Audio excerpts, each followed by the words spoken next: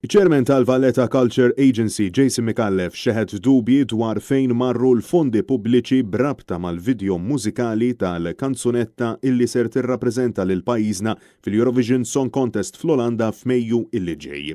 Fir-rapport online ta' TVM ingħad illi il-filmat inġibet minn produzzjoni Maltija li ma' produzzjoni ma semmitx.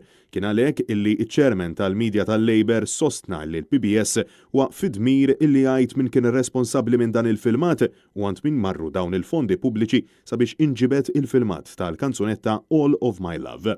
Fl-ħarjem il-ġurnal In-Nazzjon żvela li l-bord tal-PBS iltaqa' b'urġenza sabiex jiddiskuti l-possibilità li jingħata bailout mill-BOV sabiex tiġi indirizzata l-problema kbira fil-finanzi tax-xandir nazzjonali aħbar illi qatt ma ġiet miċħuda.